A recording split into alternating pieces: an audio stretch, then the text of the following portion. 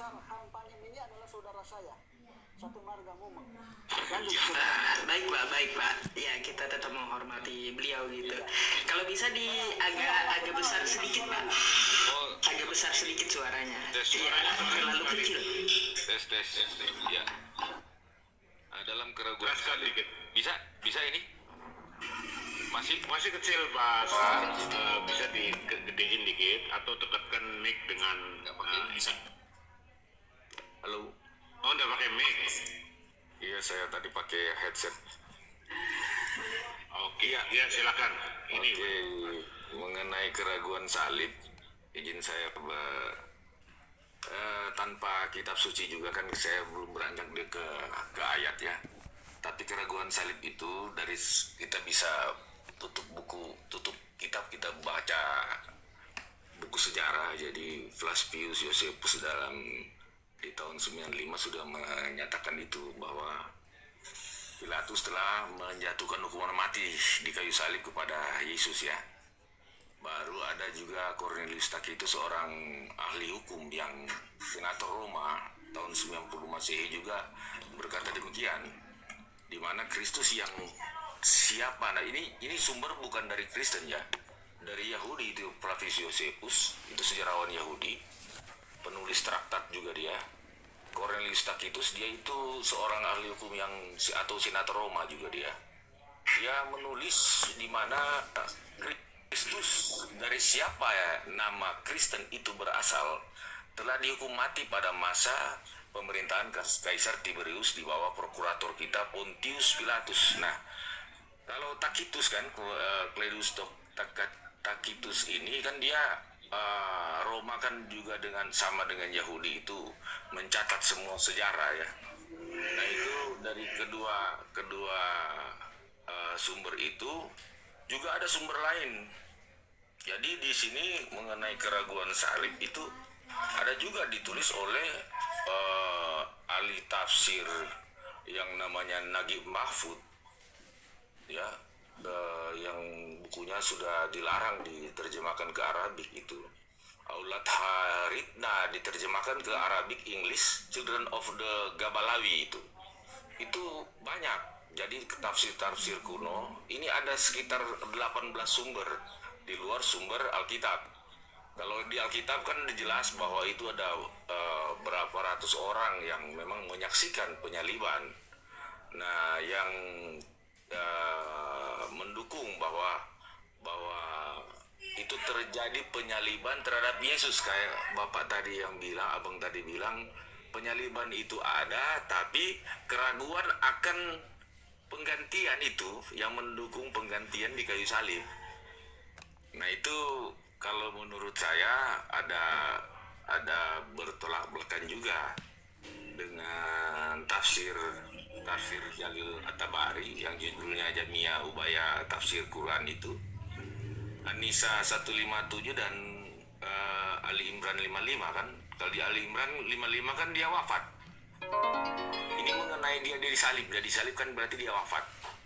Bahwa Isa alaihi wasallam itu wafat, tapi di An-Nisa kan tidak kan, diserupakan. Nah sebenarnya bisa dijelaskan itu yang diserupakan itu siapa, yang dicurigai diserupakan itu siapa.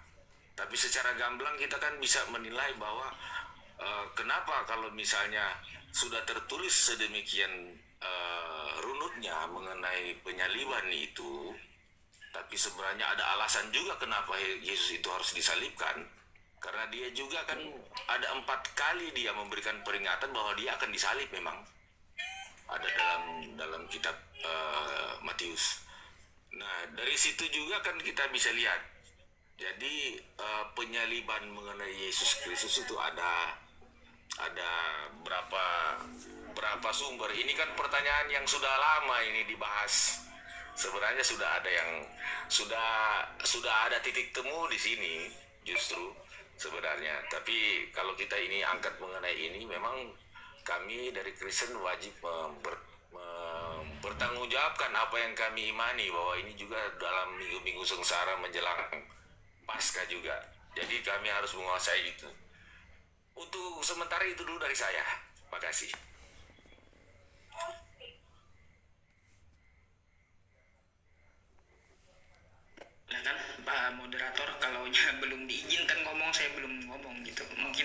Pak Wirayuda mau nanggapin juga.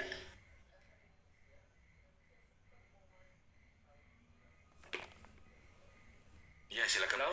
Pak Moderator, mungkin bisa langsung interaktif aja gitu ya, Pak Sar ya, Pak Danca ya.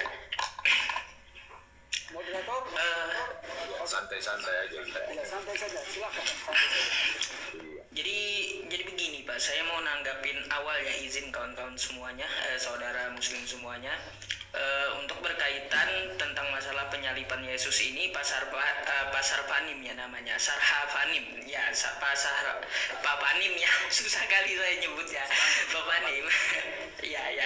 ya Pak Panim tadi menjabarkan di luar konteks Alkitab katanya. Lalu tadi ada juga menyinggung masalah Al-Quran gitu ya, dan memang ada membawakan beberapa tafsir tentang literasi Islam, masalah penafsiran penyalipan tersebut.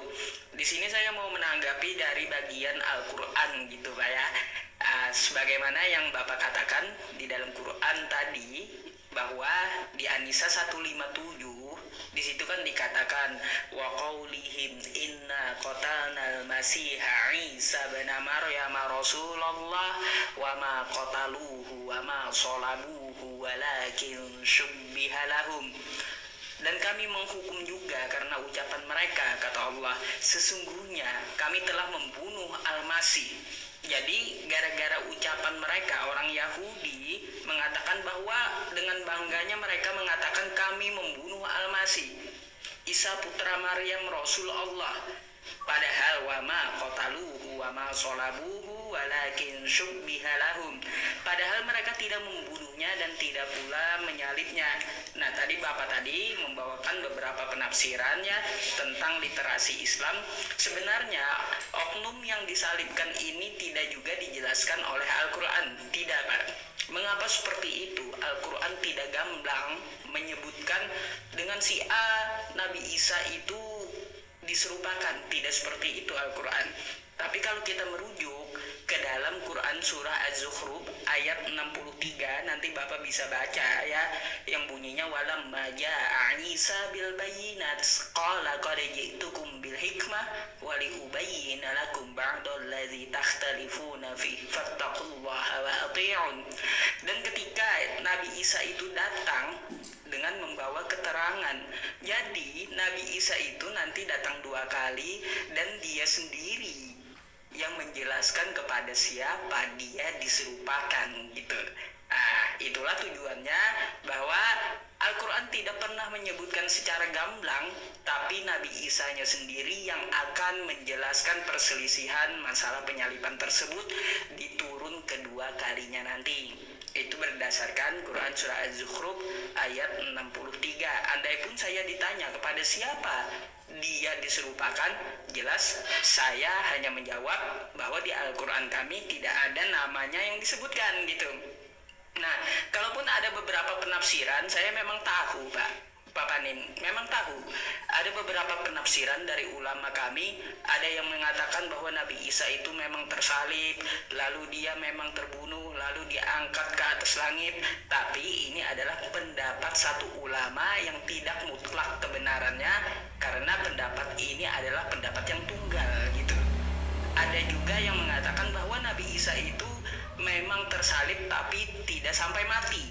Ada juga yang seperti itu. Nah, ini adalah pendapat yang jelas bertentangan dengan Quran surah An-Nisa ayat 157 tadi. Jika bertentangan dengan Al-Quran secara tekstual, maka tafsir-tafsir yang berbeda atau bertentangan dengan Al-Quran tersebut, maka kita lebih mengambil pedoman hidup kita, yaitu Al-Quran gitu Pak. Artinya tafsir tersebut tertolak gitu. Nah, untuk masalah Quran surah Ali Imran ayat 55 yang dibawakan Pak Panim tadi, yang bunyinya wa idz qala Allahu ya Isa inni mutawaffika wa rafi'uka ilayya wa mutahhiruka minal ladzina kafaru. Bapak perlu tahu dulu tekstual Arab kami itu seperti apa gitu. Kan tadi Bapak Panim juga mengatakan bahwa di Ali Imran 55 Nabi Isa itu kan mati. Di situ tidak ada kosakata mati, Pak. Nah, jadi bedakan saya salah, Pak. Ya nggak apa-apa, nanti Pak Panim 159 bukan 55, saya lupa. enggak, yang kita bahas sekarang Ali Imran 55. Betul, yang Bapak ucapkan itu. Ali Imran 55 yang bunyinya wa idz qala Allahu ya Isa inni mutawaffika wa rafi'uka ilayya. Dan ingatlah ketika Allah berfirman, wahai Isa, aku mengambilmu dan mengangkatmu kepadaku. Di situ tidak ada kosakata mati. Bahasa Arabnya kosakata mati itu adalah mauta, maut gitu. Nah, sedangkan di dalam Quran surah Ali Imran ayat 55 di situ tidak menggunakan kata maut, tapi kata tawaffa, wafat.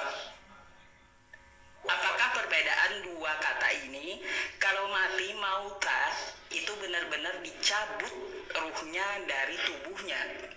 Nah, terus kata wafat, iya itu kata mauta Pak. Tapi kalau kata tawafa itu seperti orang yang dipingsankan, tapi dia tidak dicabut ruhnya dari tubuhnya. Nah gitu. Yang saya bilang tadi juga Ali Imran 55 dan yang 159 setelah kematiannya itu gimana itu? Ada beriman kepada Isa setelah kematiannya. Baik. Itu bahasanya apa yang antara dua itu tadi ya? Baik. Jadi kosakata yang perlu Bapak bedakan di sini yang saya jelaskan pertama, apabila seseorang itu mati, ruhnya dicabut dari tubuhnya, maka Al-Qur'an akan menggunakan kosakata mauta gitu. Maut, Pak. Mauta. Nah, mauta ya. Tapi di dalam Quran surah Ali Imran ayat 55 bukan menggunakan kata mauta, tapi tawafa, mutawaffika. Ada dua perbedaan dari akar kata ini. Maut tersebut adalah dia dicabut dari dicabut ruhnya dari jasadnya, sedangkan tawafa itu dipingsankan gitu. Nah, itu perbedaannya, Pak. Terus Satu lagi Bang. Yang 159 Bang. Ali Imran yang 159. baik. Ali Imran 159 kan, Pak? Iya. Yang tidak seorang pun dari ahli kitab yang beriman kepada Isa sebelum kematiannya. Ya. Itu gimana?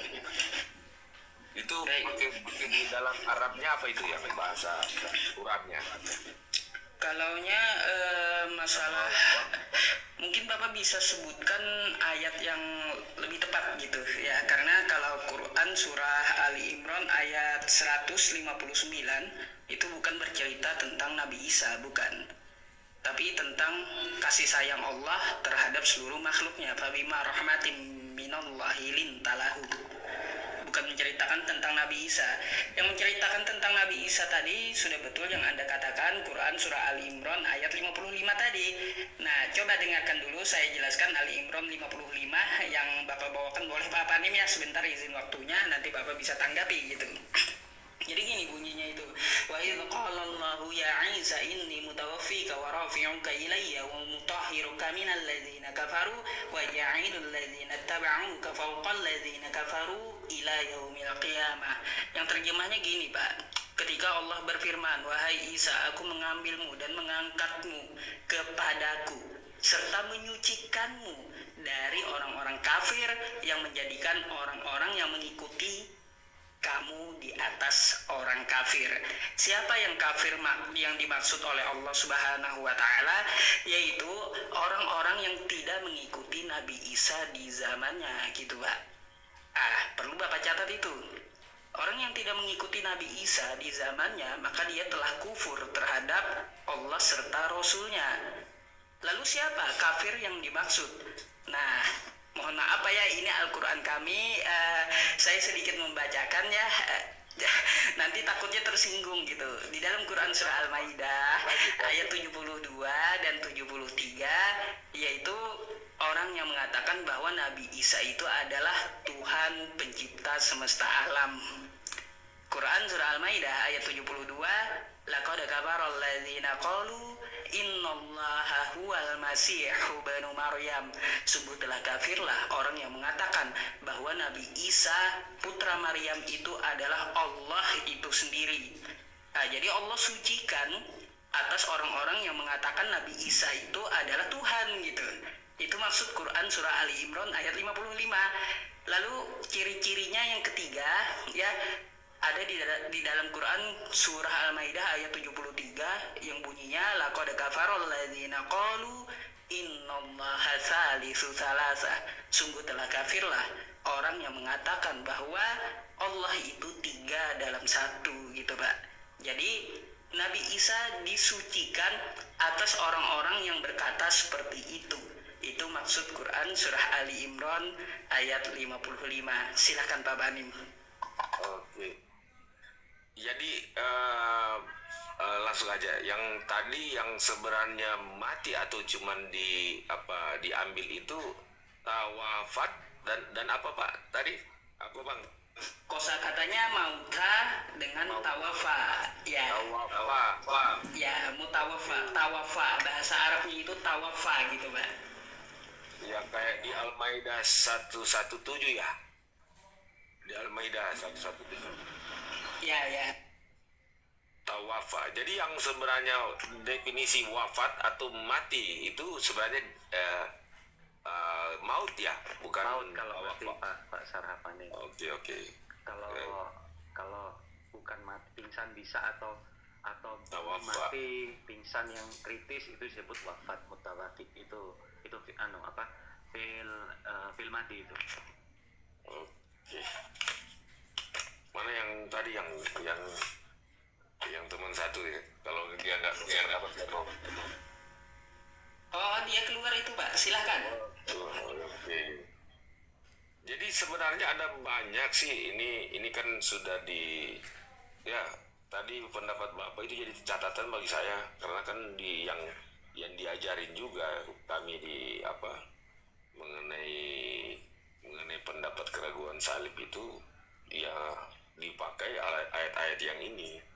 Nanti saya jadi main kajian aja itu mengenai tawafat, saya jadi memberikan pendapat juga ke yang ngajarin saya gitu.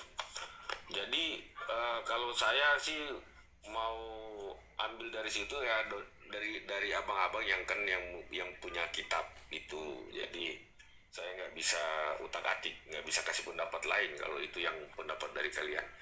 Nah, tapi dari sumber lain selain Quran itu hanya itu yang saya bisa jelaskan mengenai dari Flavius Josephus, Cornelius Tacitus dan juga Sanhedrin. Ada di Sanhedrin, di Traktat Sanhedrin, di mana di saat sebelum peristiwa penghancuran bait suci itu di tahun 70 oleh Jenderal Titus itu memang mereka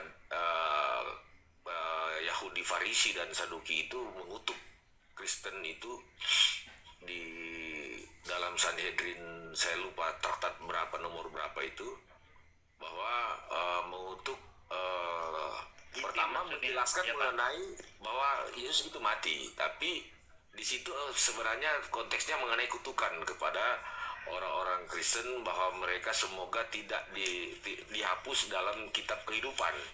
Itu semacam konsili di Yamnia itu dari Sanhedrin itu semacam satu muktamar dari bangsa Yahudi. Kalau misalnya Yunani ada Areopagus, Yahudi itu ada Sanhedrin.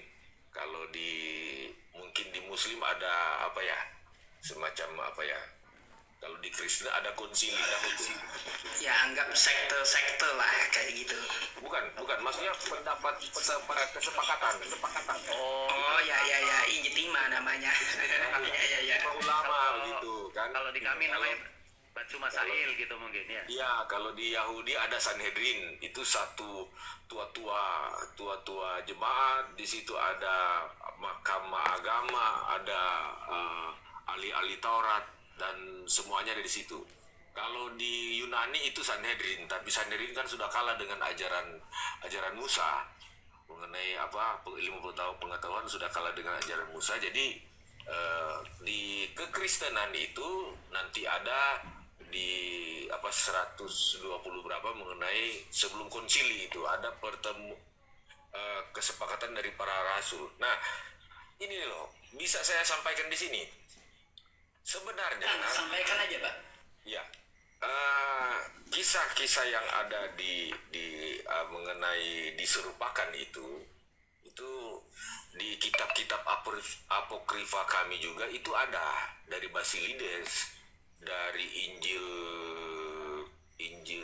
apa ya, Injil Maria, Injil yang mengenai Mariamium, atau ada Basilides, apalagi ya, yang pokoknya inti ajaran Gnostik yang memandang bahwa Yesus itu ada satu superioritas dari Yesus itu. Mereka tidak menerima, tapi mereka hadir di abad ketiga, di tahun 200-an. Nah, itu mereka yang tidak melalui pengajaran secara apostolik atau melalui saksi-saksi yang bersama-sama Yesus, itu ada di bagian belahan lain itu menganggap bahwa ajaran itu terlalu mensuperioritaskan Yesus. Jadi mereka anggap itu Yesus adalah manusia jadi-jadian yang nggak mungkin dia kalah sama prajurit Roma. Bahkan sebenarnya salah satu murid, ada beberapa murid dari Yesus, tapi bukan dari 12 murid. Itu ada Markus dengan siapa lupa, Lukas. Itu di murid yang ke-70 itu juga mengundurkan diri, karena di saat waktu Yesus mau diserahkan, dia berkata bahwa kalian akan meminum darahku dan makan dagingku. Nah, itu yang mereka mundur. Nah, itu yang Markus. Tapi Markus waktu itu kan secara diam-diam dia melihat proses penyaliban. Dia melihat, wah, ternyata Yesus yang kita harapkan akan melawan bangsa Romawi itu tidak mampu. Nah, sebenarnya kan para rasul di 12 rasul itu juga memang tidak mengerti apa yang dikatakan oleh Yesus bahwa dia akan disalibkan. Ada 4 pemberitahuan di situ di kitab. Bahkan Petrus sendiri sebagai ketua dari para rasul itu waktu Yesus bilang dia akan disalibkan, Petrus langsung Petrus membantah sekali-kali tidak akan diizinkan oleh Bapa bahwa itu akan terjadi. Malah Yesus berkata, "Enyah kau iblis, karena itu harus terjadi, jangan kau jadi batu sandungan." Nah, itu ada di Matius. Nah, itu jadi sumber-sumber itu yang membuat kami dari Markus, akhirnya dari tulisan Markus yang terhenti nanti dirampungkan di sudah di tahun 130-an dia kembali meluruskan. Makanya kita di Markus itu dia menginjil untuk bangsa-bangsa Romawi, malahan justru yang Kristen yang kebanyakan selain bangsa Yahudi yang Mesianik yang bertobat, tapi bangsa Romawi juga yang jadi banyak kekristenan berkembang. Tapi dihancurkan oleh Kaisar Hadrianus juga, oleh si Simon Bar Kokhba yang diangkat oleh Rabi Akiba. Nah, akhirnya sampai sekarang tidak ada lagi yang ada mujizat atau wahyu atau apapun. Kami tutup sampai di situ kanon kita. Nah, yang jadi pertanyaan orang Kristen, kenapa kalau misalnya bahwa itu suatu kebenaran bahwa dia diserupakan, kenapa nanti muncul di abad ke-7? Itu perbedaan kami, Pak. Jadi makanya kami sudah tertutup bahwa cuma sampai di situ cerita. Kan sudah tidak ada lagi dari Yerusalem. Itu ada cerita-cerita yang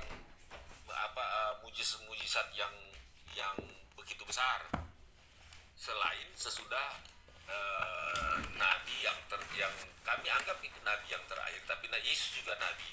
Nah, dia disematkan kepada dia sebagai nabi, tapi sudah habis sampai ke Yohanes Pembaptis. Itu, Bang, karena dia dianggap Elia yang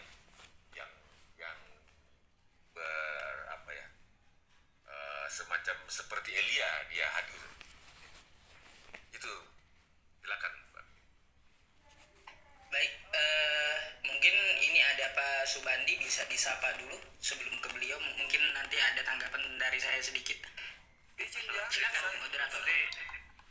saya menyapa. Assalamualaikum, Subandi. Waalaikumsalam saudaraku semuanya yang ada di sini, semoga kita sehat selalu, bisa mendiskusikan agama ini dengan hormat. Karena semua agama itu hadir untuk dihormati, apapun agamanya, bukan untuk dihujat. Monggo silakan. Masalah. Ya. Baik, Pak Panim, sedikit tanggapan dari saya ya, Pak Panim. Begini, saya agak heran dengan penjelasan Bapak tadi. Memang Bapak mengakui ada sumber-sumber yang apokripa di luar Bible yang tertulis sekarang, kan kayak gitu, dari penulis-penulis yang sekarang.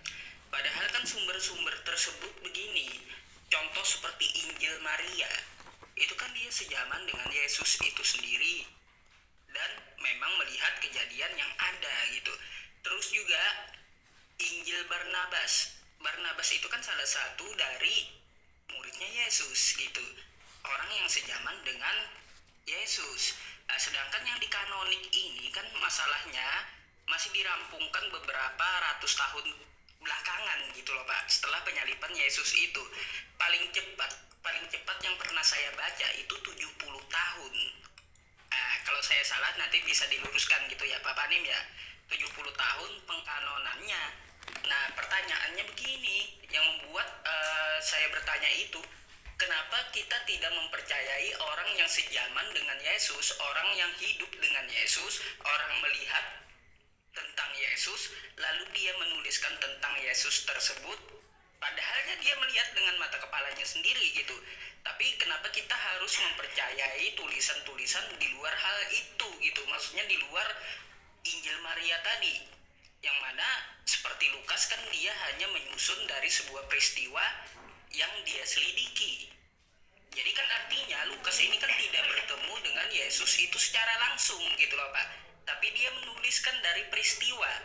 Nah, kenapa yang dipercaya malah tulisan-tulisan seperti ini, bukan tulisan orang yang sejaman dengan Yesus dan hidup dengan Yesus itu sendiri gitu loh. Mungkin itulah yang mengganjal dari saya dan dari penjelasan Bapak tadi yang membuat saya berpikir, oh kenapa Pak Panim lebih percaya kepada Markus, Matius, Yohanes, Lukas, sedangkan Injil Maria yang dianggap apokripa itu orang yang sejaman dan hidup langsung dengan Yesus gitu.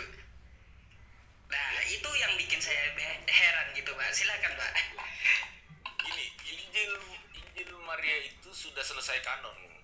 Jadi sebenarnya ada dua penutupan. Itu pertama, perampungan Injil itu yang dikumpul manuskrip itu. Jadi ada fragmen-fragmen itu dikumpul, dikanonkan itu nanti di 325. Itu bukan karena perbedaan mengenai Tertullianus dan Arius, itu mengenai dikanonkan karena sudah ada ajaran Gnostik. Jadi ajaran Gnostik di tahun 200-an dan cerita mengenai Marianium, itu aliran Marianium yang terlalu mengagungkan Maria sebagai salah satu dalam Tritunggal Maha Kudus. Belum ada istilah Tritunggal, itu kan cuma teori. Jadi Tritunggal jangan didefinisikan seperti yang sekarang kita debat antara Tritunggal dengan Oneness.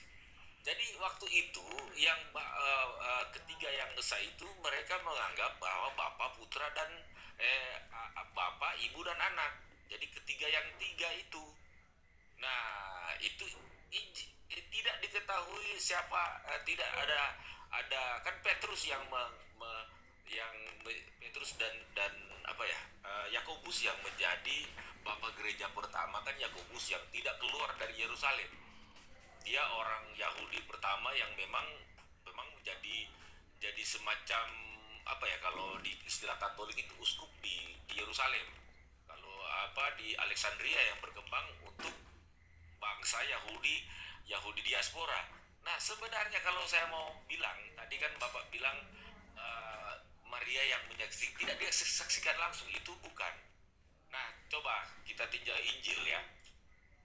Lukas dan Markus memang dia dalam bagian dari 70 murid, di mana di 70 murid itu Markus aja yang jadi senakel sekarang, yang tempat berkumpul pertama orang Kristen yang ada keturunan Roh Kudus itu waktu itu di senakel itu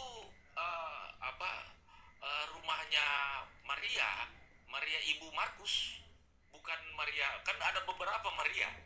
Itu Maria ibu Markus rumahnya itu ya ada keturunan Roh Kudus waktu Yesus sudah terangkat dan semua ada di kisah-kisah para rasul itu. Nah, di kisah para rasul itu menceritakan mengenai pertama ada 2 bagian, mengenai Petrus dan Paulus.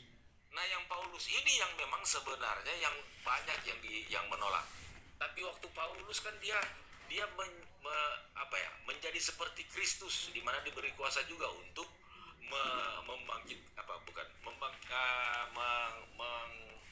mentahirkan orang yang lumpuh dan dibawa juga ke mahkamah agama.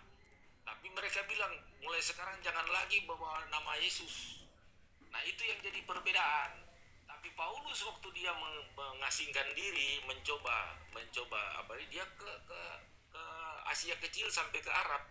Tapi waktu itu Arab kan ada 3, Arab Desert, Arab Petra, dan Arab Yaman yang sekarang Yaman, bukan Arab yang di Quraisy. Nah itu Paulus ke situ. Jadi gitu. Jadi itu sumber yang langsung ya Pak. Jadi Petrus dan Lukas, Matius, Markus, Lukas itu mereka bersama-sama dengan Yesus yang menulis. Ya, terima kasih Sar Habanim. Kita gantian Mon Subandite Sukoco memberikan narasi sehubungan dengan benarkah Yesus disalib, lalu dikaitkan dengan apa yang dikatakan oleh Sar Haban ini. Silakan Pak Ustadz, guruku. Terima kasih untuk Pak. Cerdas dan berilmu. Terima kasih bil khusus untuk Pak Dance dan untuk saudaraku semuanya yang Islam, yang Kristen juga. Terima kasih kita sudah bisa mendiskusikan agama ini dengan dewasa, dengan saling hormat. Oke, aku akan memulai dari yang pertama. Apa yang disampaikan oleh Pak Sar ya, Sarha. Di sini tertulisannya Sarha, nggak tahu lengkapnya siapa, mohon maaf kalau keliru. Jadi begini Pak, Bapak tadi coba keluar dari kitab suci ya, dari kitab suci Bible khususnya Perjanjian Baru tentang penyaliban itu. Dan itu juga langkah diambil oleh Bambang Nursena gitu ya. Yang menjadi pertanyaan, kalau kita berbicara agama, itu literasi tertinggi sejarah atau kitab suci? Itu kan menjadi pertanyaan kita. Seharusnya kalau kita berbicara agama, itu literasinya ya kitab suci, bukan sejarah. Karena sejarah itu bersifat relatif. Sejarah itu tergantung oleh siapa dan untuk apa dia ditulis. Itu sejarah apapun begitu karakternya gitu. Tetapi aku masih bisa memaklumi mungkin Pak Sarha ini, mohon maaf kalau salah sebut nama ya, ingin berusaha menampilkan informasi yang independen gitu, tidak dalam konteks internal kekristenan Perjanjian Baru begitu ya, khususnya Injil gitu. Oke, tidak ada masalah juga. Cuman kemudian akan lahir pertanyaan. Kita ambil satu nama paling top lah tentang sejarah Yahudi. Siapa dia? Flavius. Flavius itu yang paling top lah ya di antara yang lain ya. Ada yang Titanus atau siapa itu banyak lah gitu. Pertanyaannya, kapan Flavius itu menulis catatannya tentang penyaliban Yesus? Karena apa? Dia itu bukan sosok yang hadir dalam ruang dan waktu ketika Yesus disalib. Sebagai seorang penulis cerita atau wartawan ya, itu kan dia bisa menulis kalau ada informasi berita yang dia terima. Wartawan itu biasanya ya dari publik dia terima, baik publik secara umum maupun secara khusus itu bisa saja dari dua-duanya. Begitu juga Flavius. Flavius karena tidak hadir dalam ruang dan waktu di 33 Masehi ya, kalau kita sepakat Yesus itu berdakwah hanya sekitar kalau 33 tahun usianya dikurangi usia berapa ya? Ya nggak sampai 30 tahunan lah ya kalau dimulainya usia berapa? 20 tahun ya, tapi kan pernah hilang tuh di antara 12 sampai 33 tahun kan pernah hilang gitu. Jadi intinya Flavius juga tidak hadir dalam ruang dan waktu ketika penyaliban itu terjadi. Dia menuliskan berita berdasarkan informasi yang dia terima dari publik. Pertanyaannya, sejauh mana yang dia tulis itu benar? Kan itu menjadi pertanyaan. Maka sekali lagi aku mengatakan ya, kalau kita berbicara teologis maka literasi tertinggi itu kitab suci ya. Sedangkan sejarah itu second opini, second literasi boleh lah, boleh, tidak ada masalah. Tetapi harus diingat ya, literasi tertinggi itu kitab suci. Sekarang kita berbicara tentang kitab suci, tentang penyaliban ya, antara Injil ya, keempat Injil kanonik dengan Al-Quran memang beda. Justru itu diskusi saya semalam dengan Pak Guru Sending gitu namanya atau siapa, mohon maaf juga kalau keliru, mungkin beliau hadir di sini ya atau sedang hadir di bawah, enggak tahu ya. Saya bilang, Anda mengimani bahwa Yesus bukan Isa, Isa bukan Yesus. Kalau begitu apa perlunya Anda masuk ke dalam diskusi-diskusi teologis gitu loh. Kalau Anda sudah mengimaninya sosok yang berbeda, ya biar saja. Anda mengatakan Yesus tidak tersalib dan orang Islam mengatakan Isa tersalib. Isa tidak tersalib, Yesusnya yang tersalib, kan dua sosok yang berbeda gitu. Jadi kembali lagi Bapak, pertama yang harus Bapak pastikan dulu apakah Bapak ada pada konteks positioning yang Yesus dan Isa itu satu pribadi dengan dua nama yang berbeda, atau memang dua pribadi berbeda dengan nama berbeda. Itu perlu ditentukan dulu ya. Kalau memang berbeda, Yesus bukan Isa, Isa bukan Yesus, ya tidak ada masalah gitu loh. Toh yang disalib di dalam Injil itu dengan nama Yesus, sedangkan yang tidak disalib di Al-Quran itu dengan nama Isa. Jadi tidak ada masalah kalau memang itu berbeda. Tetapi kalau menurut Bapak itu sama, disitulah asiknya kita diskusi begitu ya. Oke, sekarang kita coba internal Injil. Terlepas Injil itu apokrifa atau kanonik, coba kita hamparkan semua, karena banyak ya. Tidak apa-apa, dan saya juga bisa memaklumi kalau teman-teman Kristen itu menganggap bahwa Al-Quran itu mengcopy paste dari apa yang terjadi di abad kedua, Injil-Injil yang apokrifa ya. Oke, ada Injil Gnostiknya Basilides itu ya, mohon kalau salah diluruskan, kurang lebih itu abad-abad kedua lah ya. Itu memang ada yang mengatakan diserupakan, dan Al-Quran juga mengatakan diserupakan. Yang jadi masalah kan apanya yang diserupakan? Pada sisi mana penyerupaan itu terjadi? Kan beda-beda Pak. Kalau Injil Gnostiknya Basilides itu, Yesus itu terbagi dua justru, Yesus yang ragawi dan Yesus yang rohani. Yang disalib itu adalah Yesus yang ragawi, sedangkan Yesus yang rohani menari-nari gitulah ya, digambarkan menari-nari di atas pohon begitu. Jadi jadi beda Bapak. Jadi beda. Cuman kalaupun ada ya, ini teman-teman Kristen yang mengatakan bahwa sebagai sebuah pandangan mereka ya, bahwa ya Al-Quran itu kelanjutan dari tradisi Kristen Gnostik abad kedua dan abad ketiga yang memegang pandangan yang sama, yang masuk ke dalam Al-Quran. Meskipun tidak memastikan mereka ya, biasanya para kaum terdidik itu mengatakan sangat mungkin gitu ya. Jadi pakai probability. Ya mungkin itu untuk menghaluskan interaksi di antara kita lah ya. Sebetulnya kalau dipastikan juga ya tidak masalah gitu ya, kita bisa maklumi. Tapi dengan diksi sangat mungkin. Jadi Al-Quran sangat mungkin melewati tradisi-tradisi lisan pada waktu kitab suci ditulis ya, disusun oleh Kanjeng Nabi Muhammad bersama sahabatnya pada abad ke-7 di Saudi Arabia. Itu pendapat para teman-teman Kristen yang saya bisa maklumi itu ya, tetapi saya jawab itu tidak benar. Karena Al-Qur'an itu ditulis berdasarkan wahyu, bukan atas dasar kita mendengar sebuah cerita lalu dituliskan, tidak begitu. Di Al-Qur'an bahwa semua yang diucapkan oleh Kanjeng Nabi itu tidak lain hanyalah wahyu. Begitu Bapak yang bisa saya sampaikan, dan mohon maaf apabila ada salah-salah, dan saya kembalikan ke moderator. Terima kasih atas waktu yang diberikan. Monggo silakan.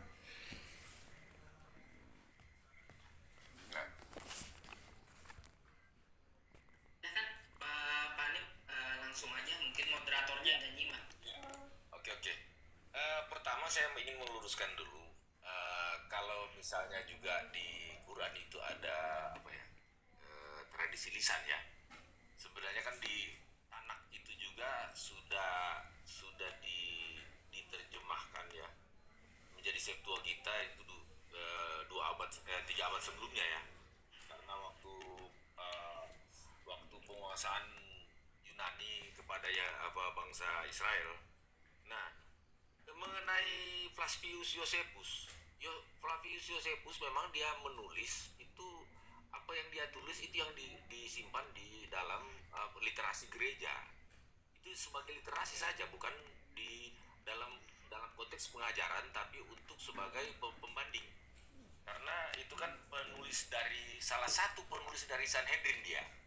Nah, di Sanhedrin itu, saya lupa di traktat Sanhedrin, itu kebiasaan orang Yahudi itu mencatat semua, ada juga Torah lisan. Itu ada traktat-traktat. Jadi Talmud semacam begitu. Jadi kan kalau Tanakh kan itu Torah, Nevi'im dan Ketuvim. Itu Vi. Iya. Jadi ada traktat di mana traktat itu menjelaskan, contohnya menjelaskan kelompok Orang CVAP maksudnya. Iya. Sarhapati. Nah itu ya benar. Nah itu catat semua, itu disimpan oleh Yahudi Esseni. Nah kan bukti yang di Qumran itu, naskah Qumran itu akhirnya kan terbukti bahwa setelah ditemukan naskah Qumran, di situ juga dijelaskan, ada salah satu traktat di situ yang menulis bahwa seorang Kristus yang siapa namanya Kristen itu berasal telah dihukum mati. Nah, dia tulis begitu pada masa pemerintahan Kaisar Tiberius. Nah, itu ada bukti sejarahnya, gitu loh. Jadi kami bukan sebelum masuk ke apa yang menjadi Injil dalam pengajaran, kami ada Injil sumber-sumber literasi. Juga Cornelius Tacitus itu ahli hukum dan juga salah satu senator Roma dia. Dia meninggal di dia meninggal di 90 Masehi.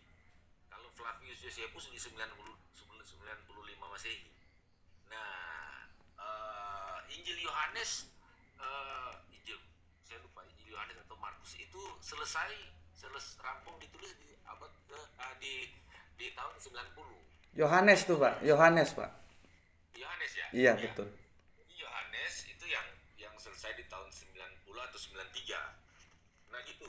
Jadi itulah yang membuat kami mungkin waktu pada saat di konsili itu semua kan itu diuji semua.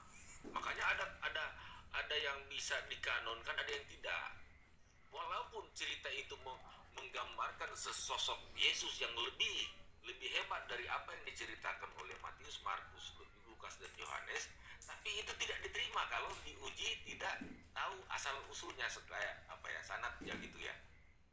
Dari mana asal usulnya, terus apa ini contohnya di murid 70 itu kan misalnya Yohanes, ada murid Polikarpus, ada Irenaeus, ada Clement yang dari Roma. Nah di situ juga kan ada muridnya Petrus, ada saya lupa. Jadi ada di situ, ada literasi di gereja Koptik itu tersimpan semua. Nah itu yang dikanonkan gitu. Jadi perbedaan kita di situ. Tapi saya bukan berarti hanya membandingkan apa yang menjadi Injil yang dianggap apokrif